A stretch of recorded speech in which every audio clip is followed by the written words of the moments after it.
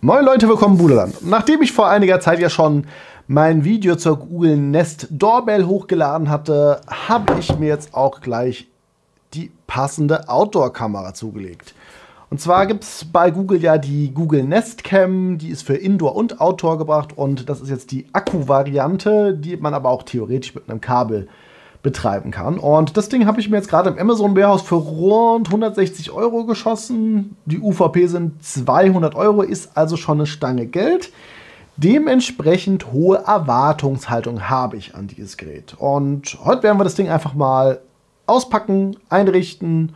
Dann mache ich mal so einen ersten Videotest, was gute und schlechte Lichtverhältnisse angeht. Und dann werde ich das im Laufe der nächsten Wochen irgendwo draußen bei uns im Garten positionieren und mal gucken, ob das dann was taugt.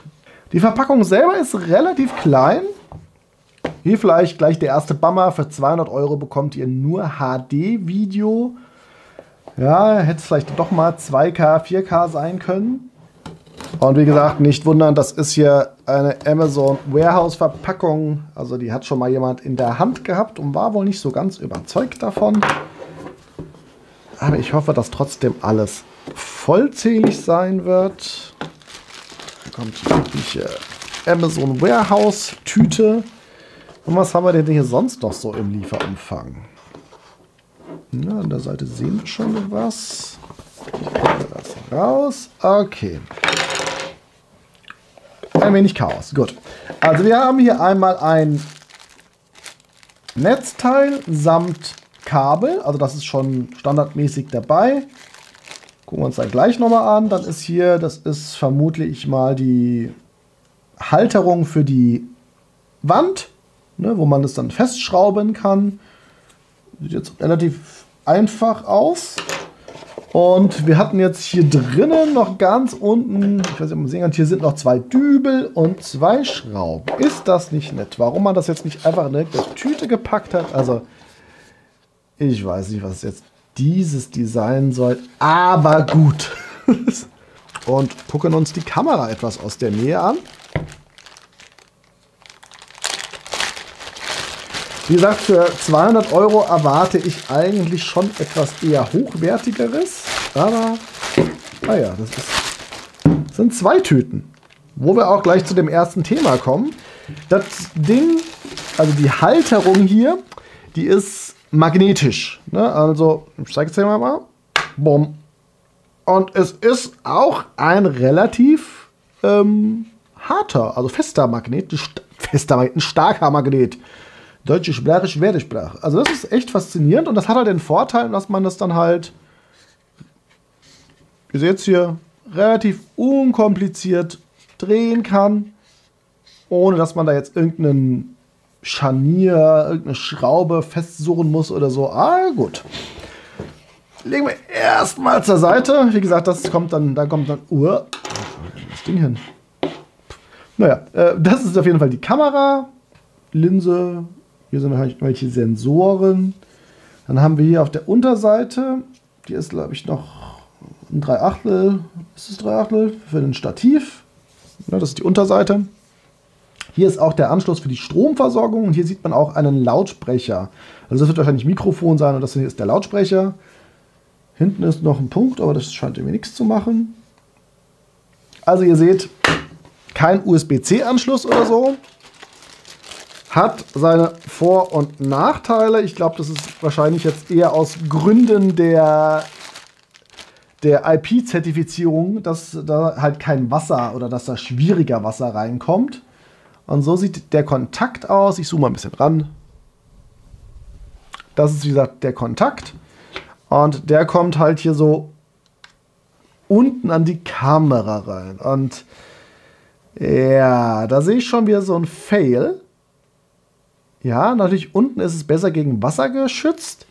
Aber wenn ich mir überlege, dass ich die Kamera normalerweise so habe und das Kabel dann nach vorne rausgeht, egal wie ich es winde, dann sieht man trotzdem immer das Kabel. Wenn es stattdessen irgendwie hier hinten wäre, dann könnte man das schön quasi im Putz verschwinden lassen oder Kabelkanäle oder sowas. Das ist etwas murksig, würde ich mal sagen. Ich gebe dem Ding jetzt einfach mal kurz Saft. Hier sind jetzt, naja, jetzt hier oben sehen wir, das weiße Status-LED leuchtet, piepst es und damit wären wir auch schon erstmal hier fertig, was die Verpackung angeht. Und was wir jetzt tun werden, wir werden uns jetzt mal das Ding einrichten und dazu gehen wir wieder in die Google Home App. Google Home App, wir wollen etwas Neues hinzufügen, ein Gerät einrichten, ein neues Gerät. Ja, gucken wir, ob er das findet. Sollte auch das nicht bei euch helfen, dann habt ihr immer noch hier auf der Rückseite die Möglichkeit, das Ding mal wieder komplett zurückzusetzen. Einfach 15 Sekunden lang gedrückt halten. Und ich gebe mal hier meine WLAN-Verbindung weiter. So, jetzt leuchtet die Kamera grün, das Gerät wird eingerichtet. Kamerasicht und WLAN-Verbindung. Und da seht ihr jetzt mal so die Live-Ansicht, das bin ich jetzt. Okay. Wie möchtest du die Kamera installieren? Mit der Magnethalterung, ne? Made for Google-Halterung. Wandoberfläche auswählen. Ja, ist jetzt auch egal, bereits installiert. Kann man den Blickwinkel anpassen. Also wie gesagt, so hängt sie ja normalerweise drin und ein bisschen drehen kann man sie in alle Richtungen. So, lassen wir es erstmal so. Okay, weiter. Ein grünes LED leuchtet. Yep, Live-Wiedergabe. Genau, also wenn das LED grün leuchtet, dann weiß man, dass quasi gerade das Bild läuft. Entscheiden Sie, ob der Videoverlauf aktiviert werden soll. Das ist quasi, ob dann die ganzen Videos gespeichert werden. Ja, Videoaufzeichnungen. Und der Ton soll dazu auch gespeichert werden. Weiter. Hier noch ein weiterer Hinweis. Standardmäßig habt ihr bei den Google Nest Kameras, also den neueren Produkten, die Möglichkeit, 3 Stunden lang zurück zu scrollen, sozusagen, wenn was passiert ist. Aber er speichert ansonsten dann darüber hinaus jetzt keine weiteren Videos. Da braucht ihr dann doch das Google Nest Aware oder Google Nest Aware Plus Paket, das dann 5 bzw. irgendwie 10 Euro im Monat kostet. So, die Einrichtung ist abgeschlossen. Das ist super. Gucken wir uns mal die Kameras an. Da seht ihr, das sind die beiden Kameras, die ich habe. Das unten ist quasi meine Doorbell, die ist gerade inaktiv. Und das andere ist quasi die Livecam, die wir jetzt hier haben. Okay. Dann drücke ich hier mal drauf. Dann springen wir quasi zu der. Hört ihr auch den Ton? Und wir gehen in die Einstellungen. Was können wir denn hier in den Einstellungen machen? Akku, automatischer Energiesparmodus. Akkunutzung ausgeglichen. Mehr Aufnahmen. Längere Akkulaufzeit. Ich lasse es mal bei ausgeglichen. Ereignisse. So. Hier ganz wichtig, bei Google Nest ist es prinzipiell so, dass ihr einmal einen Bereich habt, den ihr markieren müsst, wo dann quasi die Kamera anspringen soll. Gesichtserkennung möchte ich auch haben. Und ihr könnt dann quasi auch immer so hier unten dann auch noch solche, hier fügen wir dann, das machen wir dann später, wenn das Ding natürlich in Position ist. Und was ich jetzt einfach mal tun werde, also wie gesagt, diese Bewegungseinstellungen könnt ihr hier alle durchführen. Hier haben wir dann noch die Qualität, die ihr einstellen könnt. Ich hätte gerne die maximale Qualität. Hier könnt ihr noch das Bild drehen, falls die Kamera falsch rum ist. Audioaufnahmen, Kameralautstärke, da geht es eher darum, wenn man redet. Jetzt gehe ich mal nach nebenan.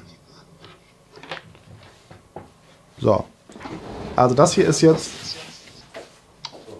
Jetzt gehe ich in einen Nebenraum. Und sobald man das macht, dann springen auch die roten Infrarotleuchten an, damit man sehen kann, dass der Nachtmodus an ist. Und so sieht es jetzt aus. Und jetzt mache ich mal das Licht an. Und dann geht der Nachtmodus auch wieder aus, hoffentlich. Und aus. Und dann ist er wieder an. Und so habt ihr das jetzt erstmal gehört. Und ich werde es, wie gesagt, dann. So, ihr seht, also der Wechsel zwischen Infrarot und Co. funktioniert. Damit will ich es jetzt auch erstmal sein lassen. Ich werde das Ding jetzt, wie gesagt, noch weiter fertig aufladen. Und den Akkustand, wenn wir dann hoffentlich auch noch irgendwie sehen können. Und wenn ihr ansonsten Fragen habt zu dem zur Google Nest Kamera, was ich damit mal testen soll, schreibt es mir gerne in die Kommentare. Und wie gesagt, ich lade das Ding jetzt fertig auf, positioniere das und dann werde ich im Laufe der nächsten Wochen euch mal ein bisschen Footage dazu zeigen. Euch noch einen schönen Tag, macht's gut, ciao, ciao.